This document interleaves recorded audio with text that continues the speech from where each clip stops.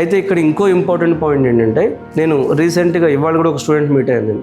ఈ student CSC AIML చదివాడు కాలేజ్లో, అయిపోయింది బీటెక్, ఏఐఎంఎల్లో బీటెక్ అయిపోయింది.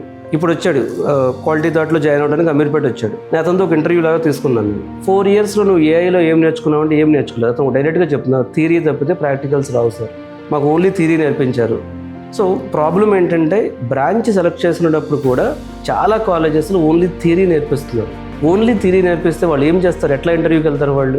మరి ఓన్లీ థియరీ నేర్పించినా ఇప్పుడు వీళ్ళ కాలేజీలో, నేను చెప్పే స్టూడెంట్ కాలేజీలో 1100 మంది ఉన్నారంట ఫైనల్ ఇయర్. 98 మందికి జాబ్ వచ్చిందంట, మిగతా వాళ్ళందరికీ జాబ్ రాలేదు. ఈ 98 మందికి థియరీ ఉన్న జాబ్ వచ్చేసింది, క్యాంపస్లో ప్లేస్మెంట్ వచ్చింది కాబట్టి అయిపోయింది ఆడ పని, ప్రాబ్లం లేదు. ఈ మిగిలిన 1202 మంది ఎవరైతే ఉన్నారో వీళ్ళకి ఇప్పుడు బీటెక్ 4 ఇయర్స్ నేర్చుకున్న థియరీనే సిఎస్సి ఏఎంఎల్లో జాయిన్ అయినా అక్కడ 1202 మంది మిగిలిపోయారు.